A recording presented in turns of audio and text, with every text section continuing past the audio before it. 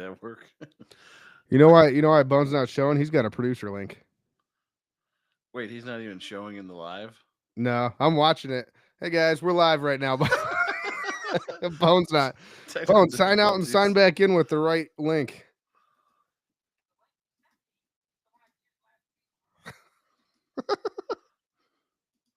I'll send a new link. Kenny, start the show. Hold on, Bone's got to get out. I got to send him a new link. This is a disaster. We're like Live the shows. Browns.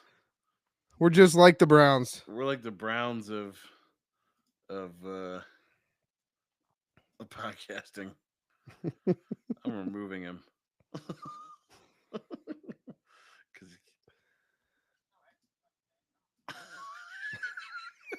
This is the worst thing that's ever happened. When I hit, Kenny, you could just start the show and then kick him out. I can't. I'm trying to kick him out. It won't let me kick him out. God.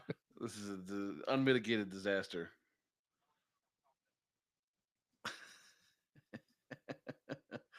Well, welcome into the Burning River Sportscast. It's time. Time for the Burning River Sportscast. We're battling technical difficulties. Our difficulties at the moment. Our board man decided to log in as a producer instead of being on the actual show. He didn't want to. Something happened. Anyways, Kenny, do the intros. I was trying to fix Bone. Ravens 35, Browns 10. We'll break it all down right now.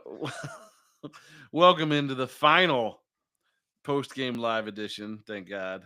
It's like a well-oiled machine at this point. You guys never have to worry about any glitches, anything bad happening. Like, it's just everything flows like it's supposed to. It's fantastic. Look, we got Bone back, I think. Hey, I'm back. He's back. He's on the live show, so there we go. Bone, we go. Thanks for joining us. Thanks for having me. Once again, welcome into the final post-game live edition of this season on the Burning River Sportscast, presented by the fine folks at Tappan Media. I'm Kenny Thunder. Joining me tonight, if he was bubblegum, you wouldn't chew him, you'd spit him out. He's Red Hot Ronnie Jams. And everyone's favorite carbon-based creature, the Big Bone Man.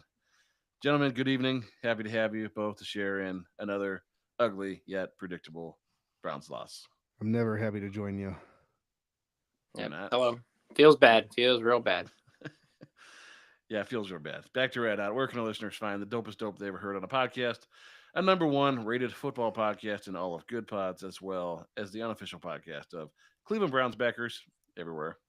And the official podcast of some Cleveland Browns backers somewhere. Several now. We're up to 5. Listen, you can find our. This is one good thing about being a Browns fan is even though you gotta deal with that trash that was out on the field today, you got us to listen to afterwards. If we could get things working right, so yeah. You can find our podcast wherever you get your podcasts. We're talking to Apple Podcasts, Spotify, Stitcher, Amazon Music, YouTube Music, Pandora, iHeartRadio, Pocket Cast, Castro, Good Pods, where we are a #1 ranked football podcast, and so many more. Don't forget to subscribe on YouTube, the only place that you can find our video podcast, and check us out on Facebook, Instagram, and TikTok. Handles for all those is at Burning River Sportscast, and we are on X with the handle at Burning River Pod. And while you're at it, check out our merch, www.thetappenmedia.com/shop.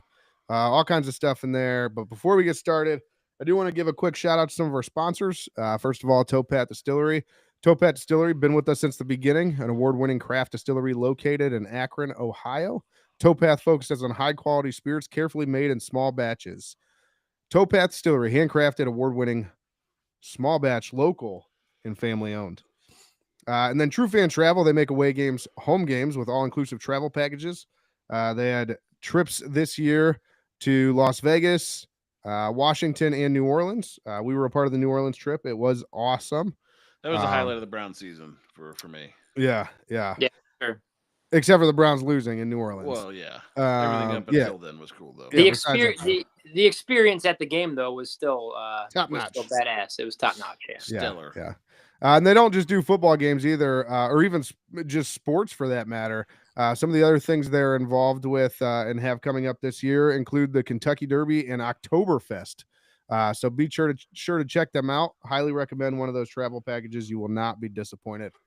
But on today's show, I think the Kentucky Derby package includes like some trip to like part of the trip is in like Nashville. It's like a dual, like I think they hit Nashville. no, last year they did the Nashville Derby. Oh, in 2024 they did the Nashville Derby. Got it. Yeah. But anyways, on today's show, this is what you can look forward to. We got a recap of today's Week 18 loss against the Ravens. I say recap. We'll see where it goes. And that's probably it. We're going to try and keep this thing short. We know everybody's worn out on the Browns this year. We're happy it's coming to an end. That's not because we're bad fans. It's more so because we're finally put out of our misery and we get to go do other things and watch real teams play football. But let's get things started by reminding everyone to call the Burning River Sportscast Hot Take Hotline. Yeah, do that. Yeah, call our Hot Take Hotline. Remember, this is a voicemail that's set up for all you guys to call in. And if you're pissed off about the Browns, you got ideas about the Browns, where they should go next, who they should get rid of, who they should keep, any of that good stuff, we want to hear it. Kenny? Yeah, we want to hear it. There's bound to be some news coming out. Whether it's front office personnel, player personnel, all kinds of things are going to happen probably in very short order here. So we'd love to hear your ideas on how we fix this mess, how we go from 3-14 to 14-3. You don't fix this. Not right away, anyways. Well, yeah, so the number to call for the Hot Take Hotline, 330-227-8080. Call now.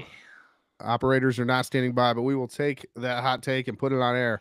All right, let's get into it, guys. Let's just go with Baltimore offense and Browns defense. Derrick Henry killed us. Let's start there.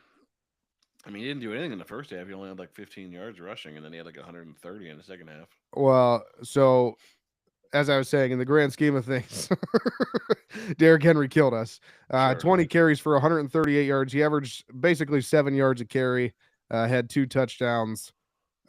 Just especially in the second half after our team was worn down a little bit, made it look easy. Yeah, look, this whole game was just ugly. This was exactly what we expected. We knew the spread coming in was 20. They covered that. Covered that 25. And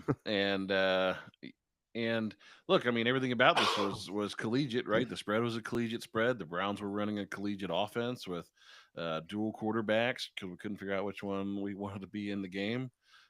Neither of them could move the ball effectively, and the Ravens are probably a team that's going to be no worse than an AFC championship contender. So it is what it is. I mean, this was kind of the perfect microcosm of A, the whole season, and B, just two franchises that are on very separate paths. When you think about the Browns since '99, it's just been depression and futility and turnover. Stinker. And you think about the Ravens and the fact they've been to multiple Super Bowls and won, and have had 2 GMs and I think only 2 head. I mean, I can't remember who was before Brian Billick, but I think it was Billick and then Harbaugh. So 2 head coaches at least for the last 20, 25 years. I mean, just night and day, right? I mean, it's just they're the total opposite of what we are and what we strive to be. Yeah. We will we'll they keep saying we're going to get there one day. I don't know that we're ever going to get there. We won't be that. No. Look, I mean, this team is going nowhere fast. I think the other thing today's game showed you, look, we talk all the time about quarterbacks, right? Baker wasn't good enough, shipped him off. Went with the Deshaun thing. Deshaun crashed and burned. And then even this season we had Jameis, and we were kind of excited. He was moving the ball, moving the offense, but threw a bunch of picks. I think watching DTR and Bailey Zappi, 2 guys who just aren't NFL quarterbacks, but are collecting NFL paychecks, just goes to show you like how hard it is to find a guy that fits in your system and will do well. I mean, between the last 2 years, we've been through 9 quarterbacks. Yeah, and none of those guys are going to be a starter for you next year. Yeah, I think you actually said something in the middle of that that is very important. As you said, find a quarterback that fits our system. I think one of the biggest problems is we don't have a system. Nobody knows what our system is. Well, no, even today I'm watching receivers on um on one of the last drives of the game. It was like the fourth down play, and I'm watching two receivers crossing from the same side of the field that are within 3 yards of each other, and another that's within 5 yards. And I'm like, I can guard these three receivers with one defensive player. What scheme is this? What That's your best fourth down play? The perfect play. I don't understand it. It doesn't make any sense to me at all. What kind of offense this is? I mean, I think. Look, fans obviously want red meat. There's an I easy one. I would think that probably will be Ken Dorsey at some point here in the next week or so. I think as questionable as Kevin Stefanski's play calling has been, if this team is intent on keeping him and keeping Andrew Berry for the next year, I think you at least roll it back and go back to the Stefanski offense that was at least watchable, because this year has been totally and utterly unwatchable. Do you think part of him turning the plays over to Dorsey at the end of the year, like the Might have second very half of the well year? just been an FU move. Like, Yeah, you want like we're Dorsey? not. Sure. He saw it on the writing on the wall already. He's like, we're heading for a really really bad. Like it was already pretty bad at that point, but he's like, we might not win another game. So he's like, I'm gonna turn this thing over. He's like, you guys want me to stop calling plays? Here you go. This is what you get. Yeah, a little bit of 40 chest there on Kevin's part, which I appreciate. Look, I just go back to, like, if it sounds at this point, all indications are they have um, no motivation to move on from Kevin Stefanski or Andrew Berry. You're going to have a top Which is five, top wild. three pick in this draft. And all I can say is, like, if this team is not willing to go out and find the right people to run this organization, this is your future. Today is your future. You're going to watch this whole thing play out again next year, and maybe the year after that. I mean, hell, Deshaun's still here. We'll probably end up giving him another Sure. shot at some point. So, Yeah, and um, I actually understand Stefanik a little bit more than Barry. Like how Andrew Barry's gonna maintain his job after this is just mind-boggling. Especially when you start looking at the facts, and we've talked about him a lot over the last couple weeks of just how many of his draft picks, how many of his free agents, how many of the moves that he's made that look great in the moment have actually panned out a couple years later, and it's virtually none. no, and all the great cat moves he makes are in response to To the poor fix his one fault. Yeah. that he made for Self-inflicted. Deshaun. Yeah. Yeah, I mean, he's just digging out of his own hole. So it's like, oh, great cat move. Oh, wait, I wouldn't have been in this situation if it wasn't for me. So it's hard to give him credit for even those. Um, I just today I feel very depressed as a Browns fan. Depressed because not because of this season and how bad it was, but because I just feel that we are doomed to repeat this same thing over again next year. I would hope that after one more year of this, that the Haslam's eyes finally would open and go, all right, we can't run this back again. And so maybe the reckoning for Stefanski and Barry will come next year. But we're going to be looking at the same thing next year, guys. I mean, we've already talked at length about, um, this team has a lot of problems in offense. One, the offensive line is poor. Nick Chubb hopefully comes back totally healthy, but we'll see. We didn't see a lot of great play out of Nick Chubb yet. Obviously, he was still kind of recovering. So I just think he's a wild card in this whole thing. And you have a bright spot in Jerry Judy, but I don't know about the rest of this receiving crew. Doesn't matter how good your And receivers are if you don't have a quarterback that can throw it to and them. and ultimately you need a quarterback. And it doesn't matter how good your quarterback or running back is if you don't have a line that can protect them. So yeah, I mean, this whole thing just eats itself every way you look at it. And we've talked about how the quarterbacks in the draft, don't look great. So maybe there's not a good answer there, even though you have an early pick.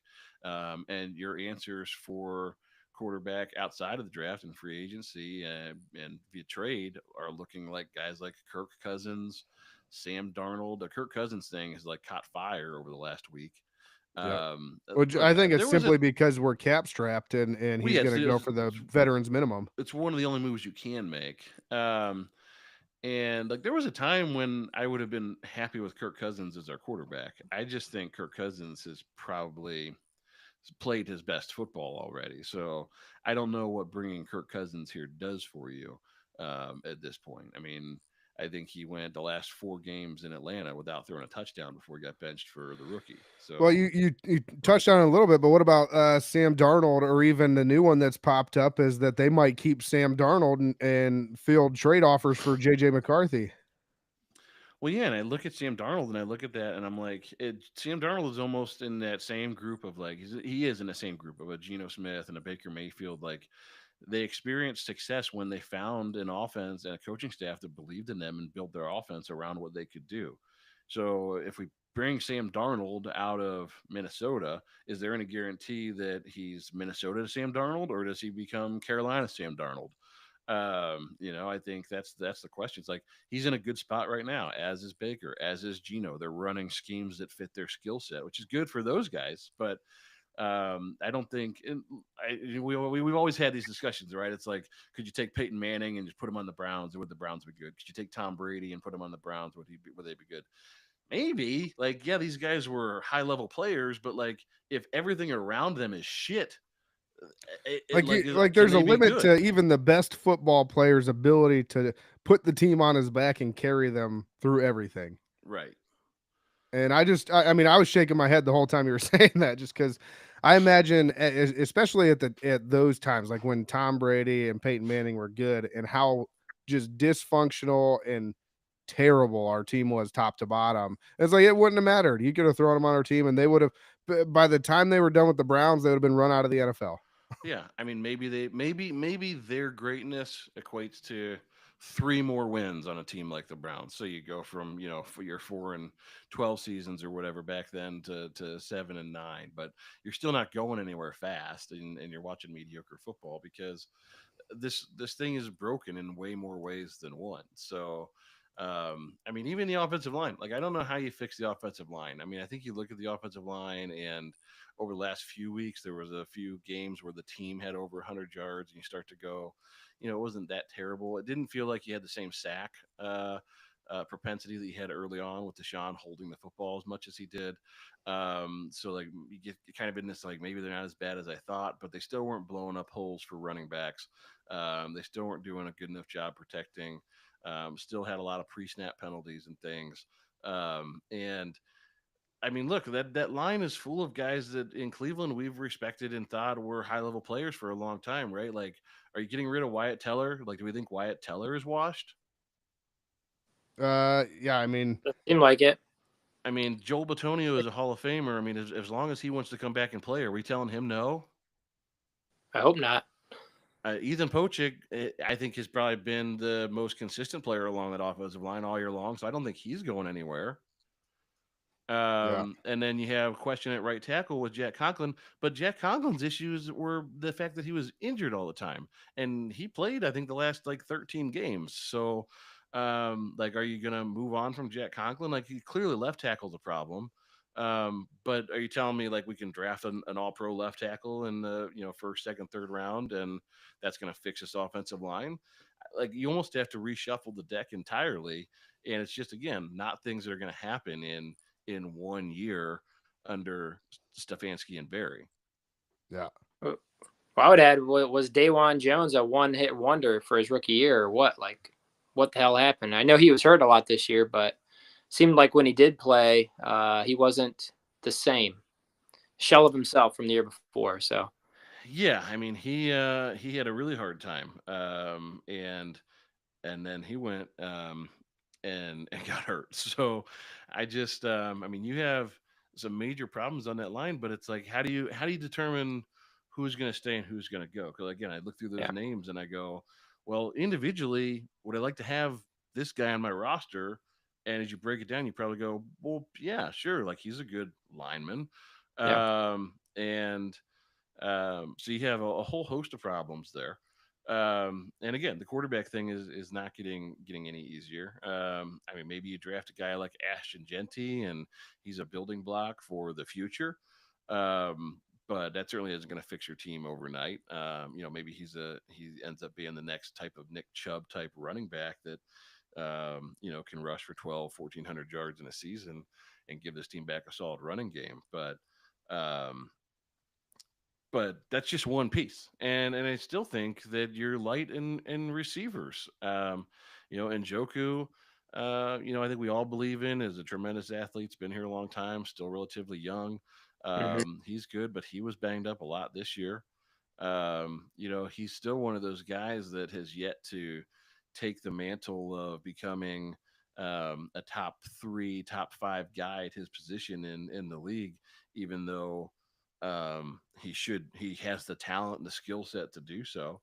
So I think there's a lot of really hard decisions upcoming for this football team, and I don't know that they have the gall or the fortitude to do that. I mean, do you have the willpower to shop a guy like Njoku and just say, look, like, can we turn him into two productive players because of what we can get back for him? And then we have to trust these guys that they're going to get the right two productive players, that they're not just going to waste picks on, the next Jed Wills. Yeah, exactly. I mean, you guys already touched on it, but allowing Andrew Berry anywhere near this draft, I just think is insane. Just absolute insanity. But like you said, I got a strong feeling that's what's going to end up happening, and we're going to be stuck with some other washout in the next couple of years. Hopefully, that's not the case. I'm generally an optimistic Browns fan, but this year has really brought me down a level. I don't think I consider myself that anymore with this administration and coaching staff, because it's just from what we had last year to this year is just yeah, I would have never guessed Well, this and I think you go happening. back to last year and you start to think, maybe this team wasn't that good last year. I think the defense is good. I think the defense for the last I several weeks and even today, even though they gave up 35 points, they were on the field Yeah, all game long. The offense couldn't move the ball at all. I still have faith in this defense as a unit that they can be good, and maybe you mix out some guys like Juan Thornhill that didn't have great years, and seems like you have some young up and coming guys in that linebacker core like Watson and Reed that hmm like to hit people and like to get their nose dirty.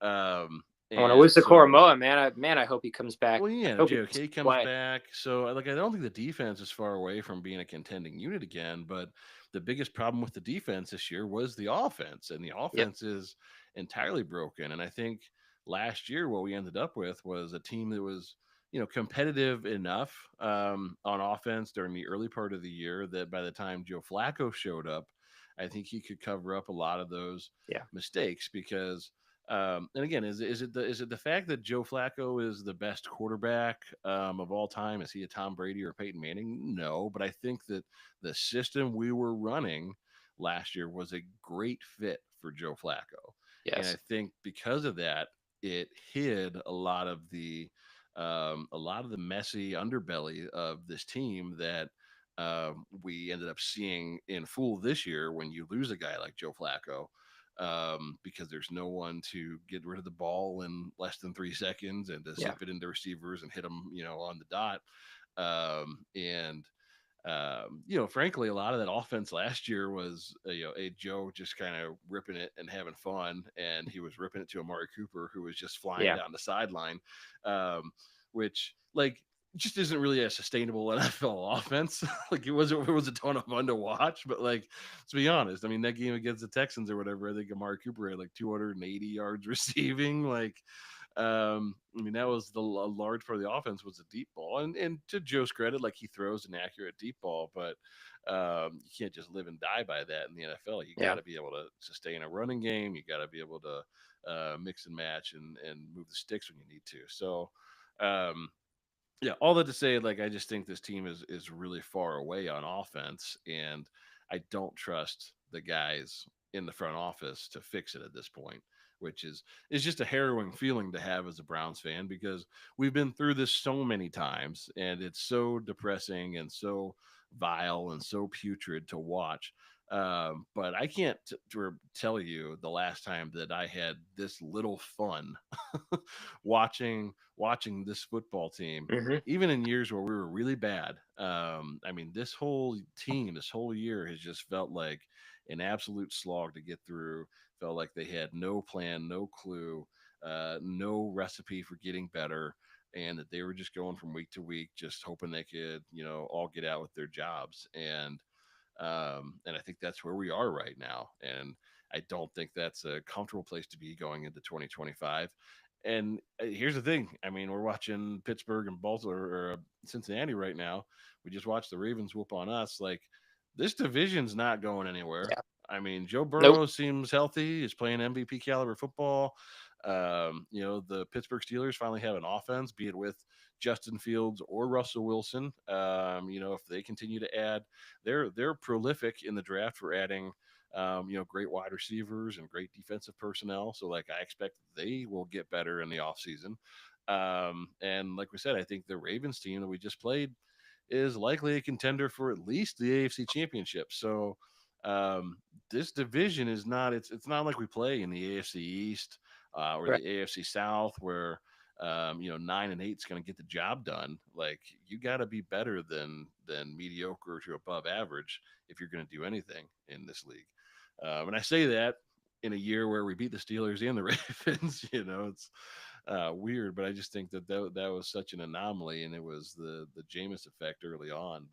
Yeah. Um, but yeah, I don't know where we go from here if they're going to keep everything and run it back with these guys again. I don't know how. I don't know where you find success without some major shifts across the board here. I don't know. I'm leaning on kind of the Denver idea, the Washington turnaround. I'm just like, maybe we can be one of those teams. Maybe, I mean, Denver got rid of a big whatever cap hit with Russell Wilson, and somehow they managed to win some games this year. And are they still in? They're still in playoff contention, aren't they? With the Bengals and Yeah, I think it all depends on what happens with these games this yeah, weekend. I think the Chargers, Broncos, Bengals are kind of all in that jumbled mix.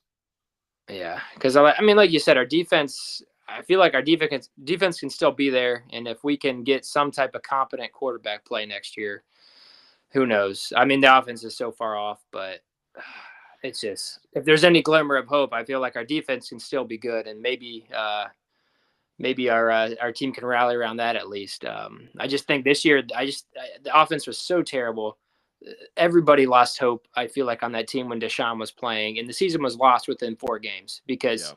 everybody saw it. Game one, everybody saw it. This guy can't play. He shouldn't be there. And man, you're professionals playing football, and you're just like, why are they playing this guy? We're stuck with him. Yeah. We have no chance of winning with him. So it's just like, man, you're putting your body on the line, and it's like I know they make millions, but it's like there's still that human aspect of it, and it's just they set everybody up on that team to fail this year by putting all their cards in the Deshaun Watson basket. It Agreed. was just Yeah. I mean, I think you're spot on, right? Like they were watching this guy go out and fail every week and knowing that they're putting their body and their life on the line, doing the best they can. But when this offense is scoring 16, 14 points a week, there's not a lot of room for error. And I think there's an emotional aspect of this as well that we probably overlook. We've probably all been on a team, whether it was a sports team growing up or a team at work, where maybe you genuinely like somebody that you're partnered with or that's on the team, but they're just not good at what they do, and it's like you want the guy to be successful and your friends outside of work and um, outside of the sport, but it's like, man, like I got a point guard that I just can't make free throws, yep, like as much as we like the guy and want the guy to be successful. So I think you couple that with the fact that you have just this outright failure on the field. So you're almost at war with yourself internally. And then it goes for every man on that 53-man roster that probably, likes Deshaun as a person, likes to go on vacation to the Caribbean with Deshaun in the summertime and run on the beach and all those things. So I think that it's a tough thing for a locker room to look at a guy, have expectations for a guy, maybe even respect and like a guy. And maybe maybe some guys are not all that high on him, but I think in large part, like when you spend that much time with people, and you're a football team, it's just a different type of camaraderie that builds, Yeah. and you want everybody to be successful. But then when you watch just the utter futility that comes out of it every week, it's just like we just can't do this. And I think it kills your morale, your motivation for playing, and just your anticipation of can we ever be successful? Can we win? And we talk all the time about culture, right? Like culture being the hardest thing to change. And if that's your mindset going into games, is like, do we even have a shot because we know the offense can't move the ball? I mean, it's just this consistent cycle of uh, just low morale and losing. So Yeah. it just feels really bad. But all that to say, like, I guess I don't know where we go from here that is positive. You know I guess you know what we got that we haven't had for the last 3 years, Mr. Thunder, is what's that? looking forward to the draft. We got a first round pick. That's true. No thanks to Andrew Berry. I mean, this If is classic Browns fandemonium right here. I mean, this is our Super Bowl. We look forward to it. Aside from the last 3 years, but we're all eyes on the draft because we got a top 3 pick and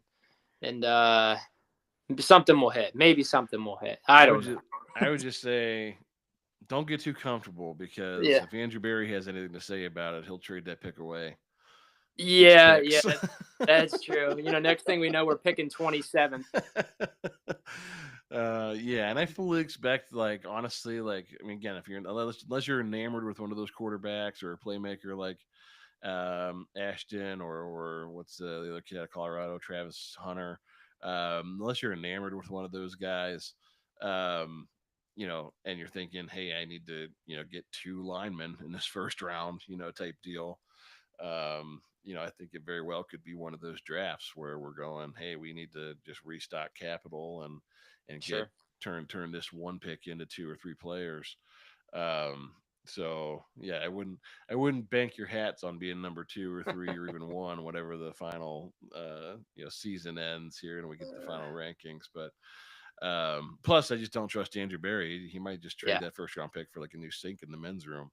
sure. Um, so there's that. It looks like we may have lost Ronnie James here for the rest of the night. He was having an issue with his daughter was sick, so I don't know that he'll be rejoining us. So I guess we'll just kind of wrap this thing up. I don't know, Bowman, if you have a dog of the week nominee, anybody that caught your eye in the disgraceful game we just watched.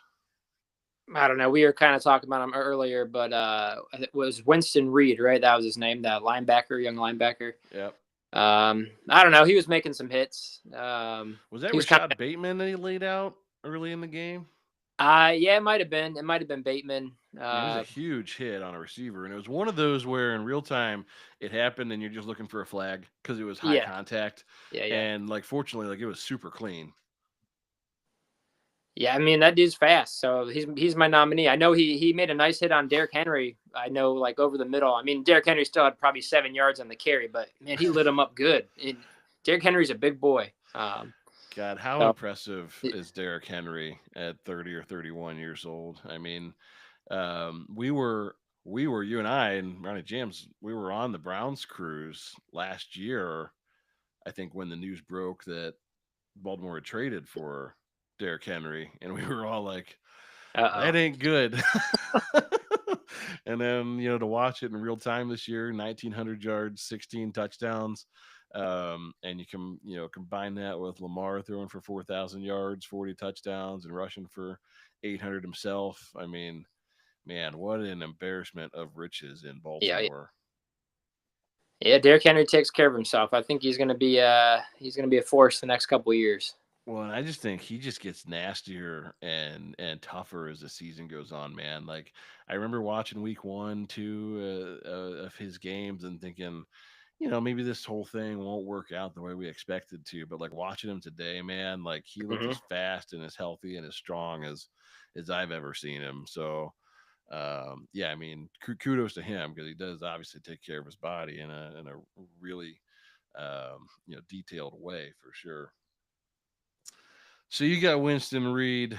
Yeah. Who you got? Do you have one? I don't. I don't know if Ronnie sent me one. Ronnie also wants to nominate Winston Reed, but I'm not going to let him because you did. So he can nominate. He can nominate. Dustin or our kicker Hopkins. Yeah, Hopkins didn't miss a field goal Two today. field goals today. Yeah, Right? there you go. Yeah, I don't know. Well, he got the extra point in the field Yeah, goal. extra So point. Yeah. yeah, I'll Two for give him two. that. We'll give him Dustin Hopkins. I like that. I'm gonna go. I'm going to nominate Browns fans today. I'm going to say if you sat through 17 weeks and watched every one of these games or were there in person, whether you were in the stadium on the road or at home, and you put up with this thing and watched just the disgraceful effort put forth by this organization all year long, and you still call yourself a Browns fan after all that, I will nominate them for Dog of the Week. Oh yeah, Because I, well cause said. Well said. I can't nominate a player, not after that game today. So we got Winston Reed, Dustin Hopkins, and all of Browns fandom is our Dog of the Week nominees. So we'll get those posted so that we can vote on those for our show coming up this week. Um, let's see, what else do we got here? I guess just we'll move into final thoughts. You got anything burning on your mind there, Bone? Ah man, not really. Watching Squid Games. It's pretty good so far. Season is two. is the second one good? It's pretty good. It's drawing me in. I'll probably end up watching an episode tonight after we get done here. I was we really want to watch that, and obviously my wife has a hard time remembering seasons. At the time Squid Games came out, we didn't know Squid Games was going to have a sequel, so we got caught up in Yeah, watching it. And so now obviously there's a second season. We really want to watch it, but I think we're going to have to go back through and sure. rewatch season one before we can get to season two. And Yeah, even myself, like I kind of like like there's Squid Games and the whole like plot of like you play children's games for money. If you don't win, you die. But I do remember like there was some subtle plot twists with like I don't know if it was player one or what they call the guy or the game maker was like that old guy. There was some weird stuff involved that like there are some characters I'm a little iffy on. Like I'm trying to remember. Like, is this the same person I'm thinking of? And what happened? They do a little bit of a recap, but it's not extensive. So rewatching might not be a bad idea. yeah, because I was trying to remember some of the little twists there at the end that you like once everything is revealed, and so even for myself. So I Yeah, think we'll have to rewatch season one before we get to season two. But I'm looking forward to season two for sure. yeah. Um, as for myself and my final thoughts, we do these Browns backers interviews every week, and um, a lot of the Browns backers groups are run by um, I'll say some older individuals, just generally speaking. Some a lot of them ran by like old timers, guys that told us stories about.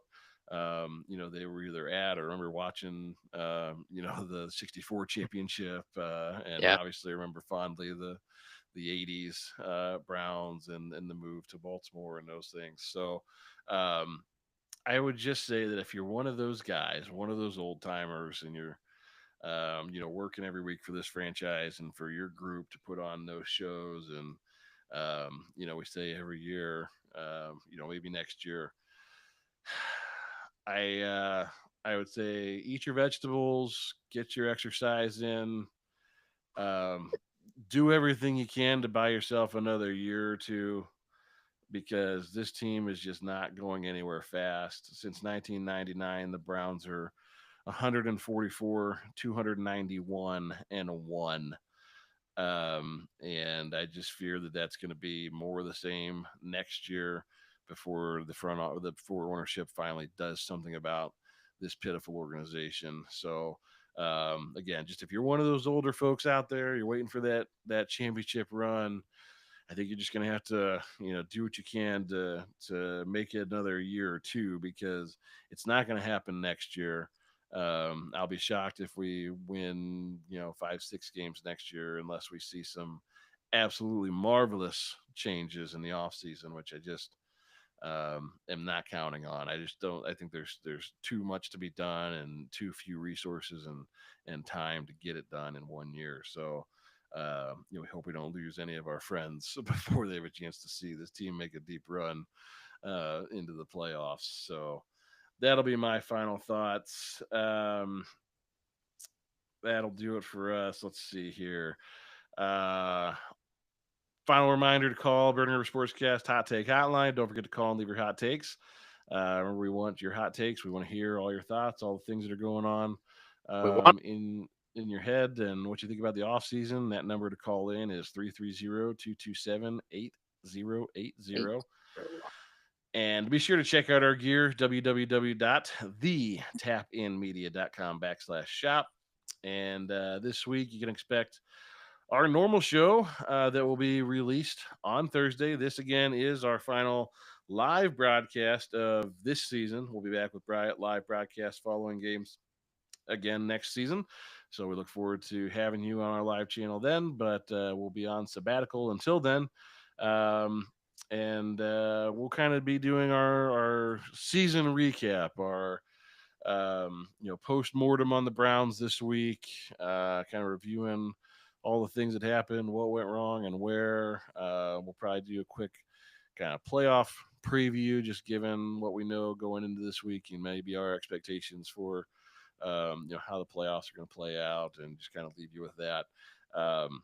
As a show note, Ronnie James and I both have some scheduled time off here right at the end of the Browns season. So this will be our last show for probably a couple of weeks, but I would just say stay tuned on our socials, Facebook, Instagram, Twitter, or X, and just stay posted for updates. We'll release show updates when we get back to recording either regular episodes. We'll figure out kind of how we want to handle the off season, whether we want to do bi-weeklies or monthlies or things. We also generally get into some like community events and things that we do, like remote broadcasts from during the off season. So just stay tuned to our socials. We'll post those things before they happen. That way you can stay plugged into the Burning River Sportscast all off season long. Again, you can check out Tapin Media on Facebook, Twitter, and Instagram at the Tapin Media, and Burning River Sportscast on Facebook, Instagram, TikTok, and YouTube, and X, or sorry, not X, at Burning River Sportscast, and then at X at Burning River Pod. And you can find the podcast wherever you get your podcasts. That's Apple Podcasts, Spotify, YouTube Music, Amazon Music, Stitcher, Pandora, iHeartRadio, Pocket Cast, Castro, Good Pods, and so many more. Bone? Well, I think that's it. I'm going to go watch Squid Games. I'm not going to sleep this time. I'm awake. I'm wide awake. He's ready to go. Yeah, bon appetit. We'll see y'all later. Have a good playoff season. Absolutely, Bone. Hey, just you're as always a gentleman and a scholar. We appreciate you jumping onto the lives with us all season long. And don't just be a part of the problem, be the whole damn problem. And as Ronnie would say, only you can prevent river fires. River fires. Burning River Sportscast. Burning River Sportscast. Burning Rivers.